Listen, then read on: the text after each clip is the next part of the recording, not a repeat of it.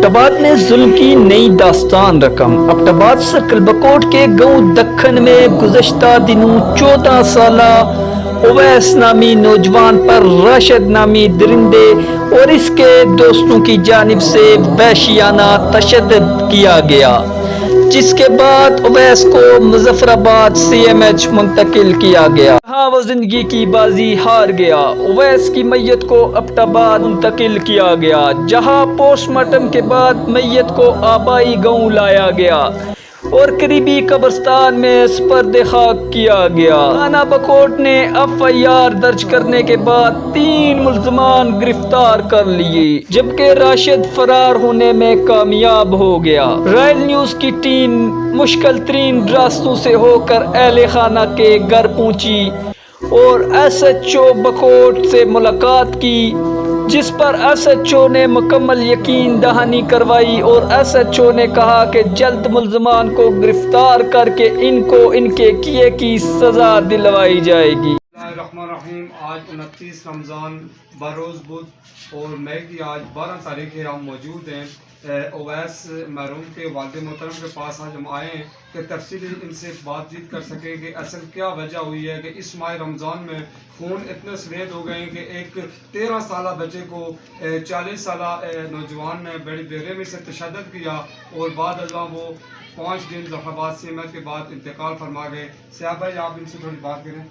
یہ اچھا، مجھے آپ ساتھ ہیں جی، چلیں آپ مجھے اپنی زبان میں بتا دیں کیا واقعہ پیش آیا تھا، اپنی زبان میں بتا دیں۔ ہم دونوں ادھر مسجد میں تراویح پڑھنے گئے تھے اور باہر برآمدے میں کھڑے تھے دونوں، اور پھر حسیب نے ادھر اس کو بلا کر اوپر روڈ میں کھڑا، پتہ نہیں اس نے اس کو بلا کر کھڑا کہ ادھر آپ کو کوئی بندہ بلا رہا ہے، تو پھر ادھر ان دونوں نے اس کو بری طرح سے مارا۔ آپ ساتھ نہیں تھے جب روڈ پہ آئے تو؟ اور پیچھے سے میں گیا تو اس کو راڈ کے ساتھ حسیب نے مارا اور پھر لاد مکا کر کے راشد نے نیچے قبرستان پہ تھی۔ حسیب نے راڈ کے ساتھ مارا؟ جی راڈ ان کے پاس تھا؟ جی۔ مارا کس وجہ سے، کیا بات ہوئی تھی؟ اس نے کہا کہ کل آپ نے 10 تراویح کو کیوں پڑھی؟ اچھا، یہاں پہ آنے کا مقصد جو تھا وہ یہ ہے کہ جو پچھلے دنوں میڈیا کے اوپر، سوشل میڈیا کے اوپر سرکل بکوٹ کے حوالے سے خبر گردش کر رہی تھی اور آپ نے سارے وہ واقعات دیکھے بھی ہیں۔ جو واقعہ یہ ہوا تھا اس حوالے سے آپ کو پتہ ہونا چاہیے کہ اویس جو قتل کیس ہے، اس حوالے سے آج میری ساتھ پوری میڈیا ٹیم ہے اور مختلف نمائندے ہیں یہاں کے لوکل جو سوشل میڈیا ایکٹیوسٹ ہیں، وہ ہم ظہور صاحب کے گھر پہنچے۔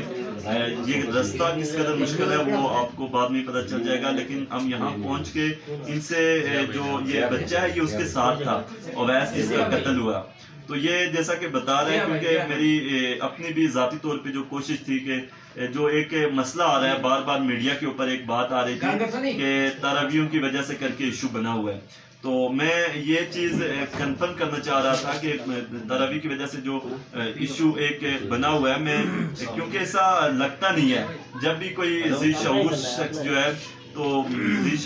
جو ہے وہ یہ سنتا ہے کہ تراویح کی وجہ سے یہ مسئلہ آیا ہے، تو یہ چیز کوئی ماننے کو تیار نہیں ہو سکتا کہ چھوٹی سی بات پہ اتنا بڑا ایشو کیسے بن سکتا ہے۔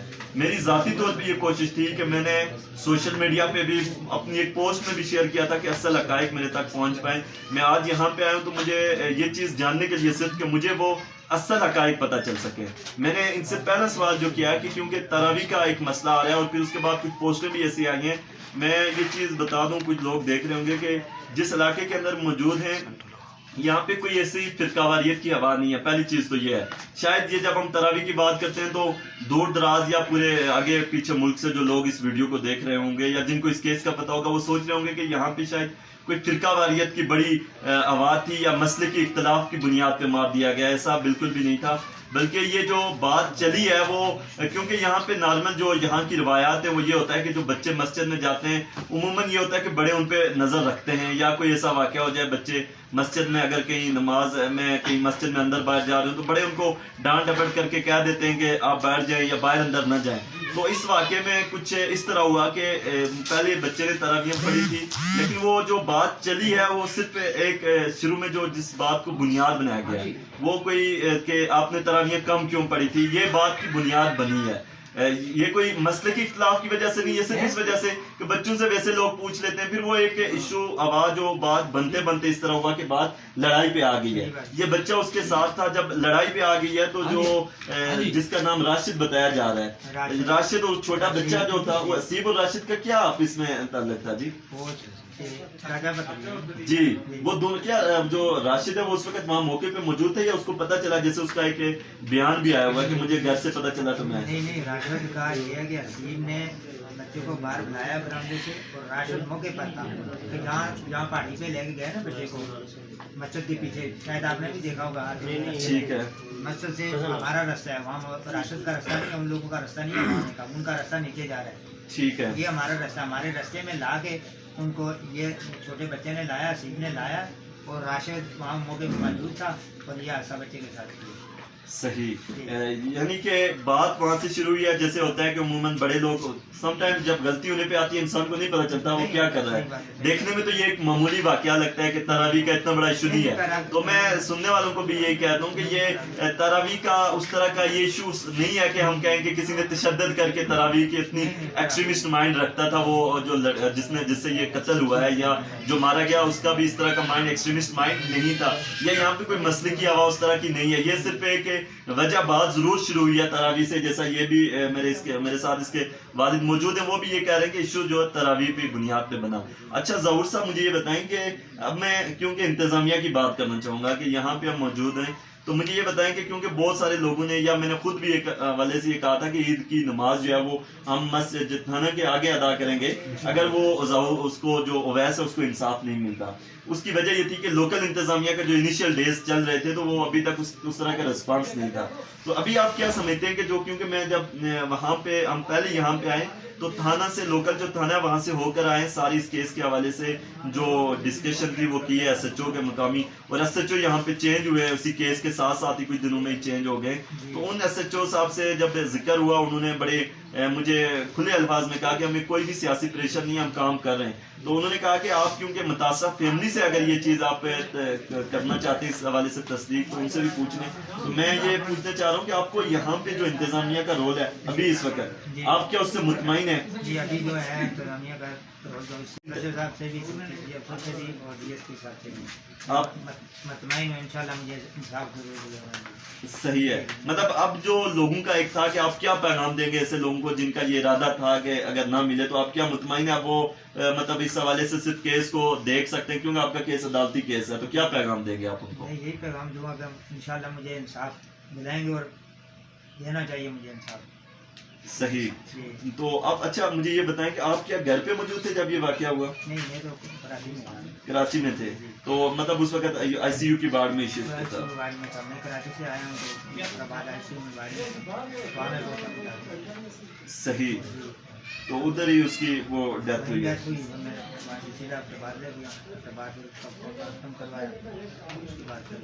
अच्छा एक केस जो एक इस वाक़े पे बात आ रही है कि आप लोगों का कोई पहले से कोई भी जो है ना कुछ दुश्मनी हुई होगी या कोई वजह इस वजह से, मैं चाहता हूँ कि ताकि आप नाज़रीन को भी ये क्लियर कर दें कि क्या इस केस से पहले आप लोगों की कोई आपस में कोई रंजिश थी, कोई जाती या खानदानी तौर पे किसी कोई रंजिश थी इस तरह की? नहीं, ऐसे खानदानी भी नहीं थी, कोई जाति दुश्मनी नहीं थी। वैसे ही है कि उनका केस पहले ऑलरेडी हुआ था, वो थाने में है, आपको जी वो मुझे डिटेल आ गई है। हाँ वो केस था, उस वजह से मेरा बेटा जो है ना इनकी बंद हो गया था, 15 दिन के लिए जेल चला गया था। और बड़े भाई ने इनको फोन करके कराची से कि भाई हमारे भाई को छुड़ाओ, गाल गलोची की है जो भी आप मुँह तो हुई है, उस वजह से ये जो है ना ये बच्चा जो फौत हुआ है इसने आगे तकरीबन 1-1.5 महीना पहले अपनी वालदा को बताया कि मेरे को ऐसे वो लड़के बोलते हैं कि भाई तुम्हारा भाई आएगा तो हम लोग उसको नहीं छोड़ेंगे, उसने हमारे को गाली दी।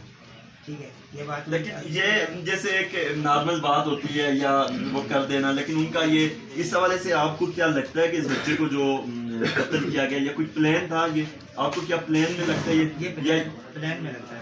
आपको प्लान में लगता है? बिल्कुल प्लान में। देखो ना, एक बात है कि अगर दो लड़के हैं, इसकी उम्र का मेरा बेटा है, ये दोनों आपस में अगर अतफाकन कोई लड़ाई झगड़ा हो जाता है तो वो ऐसे इतनी दर्दी से नहीं मारता ना। ये तो प्लान हो गया ना कि बच्चों को भेजा गया वहाँ अपना मस्जिद में, और वहाँ से उसको प्लान के तहत बुला के जो हमारा रास्ता आने वाला है उस रास्ते में ये वाक़या करके उसको वहाँ से नीचे फेंक दिया कब्रिस्तान में। अब ये तो नहीं है कि वो अपने, अगर उनका रास्ता हमारे रास्ते में आने का नहीं है, अगर तरावी ख़त्म हो गई है तो मेरा बेटा घर आ रहा है तो फिर तो मानने की बात है, चलो वो हादसा हो गया, उसको गिर गया वहाँ पे। अगर तरावी अभी शुरू ही नहीं हुई तो फिर मेरे बेटे के साथ उनका वहाँ आने का क्या मकसद था, और मेरे बेटे को वहाँ लाने का क्या मकसद था? वो तो नमाज पढ़ने के लिए गया था ना, वुज़ू करके वो एक इस्पारा डेली रोजाना। कौन सी क्लास में पढ़ता था जी वो? 7वीं क्लास में। 7वीं क्लास में पढ़ता है। तो ये तो एक बड़ी मतलब दुख भरी एक आपकी दास्तान है। जब आपकी क्या वालदा को उसको पता चल गया था जो डेथ हुई, क्या वालदा को पता था या नहीं, वालदा को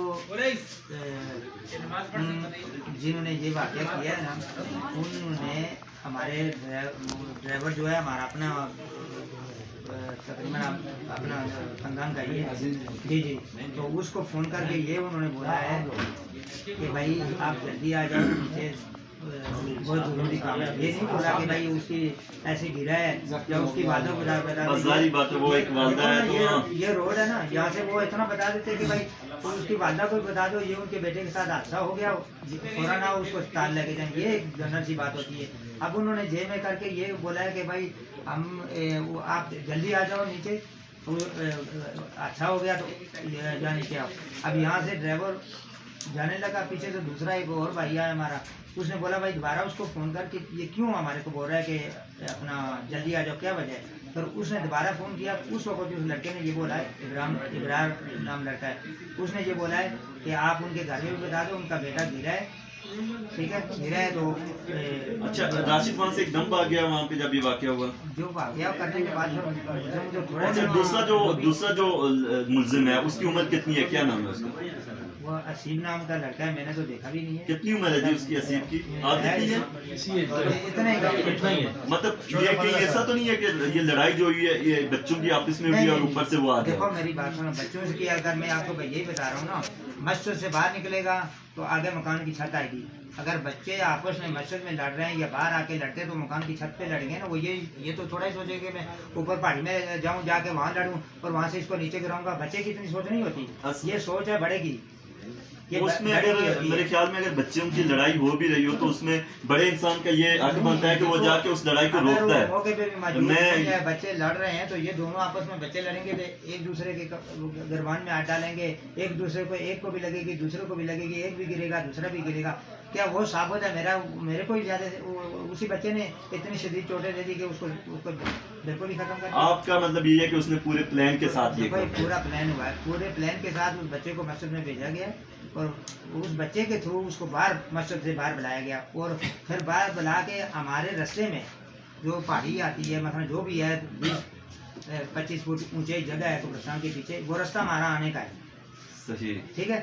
अब ये मैं इस पे मुतमईन हो जाऊं कि मेरा बेटा तरावी पढ़ने के लिए जा रहा है इसी रास्ते से, तो जाते हुए गिर गया तो वो तो मुझे पता चले कि भाई ठीक है ये जाते हुए रास्ते में से जाते हुए गिरा तो मैं मान लूँ। अब मस्जिद के अंदर से बुला के वहाँ लाने का क्या मकसद है मुझे?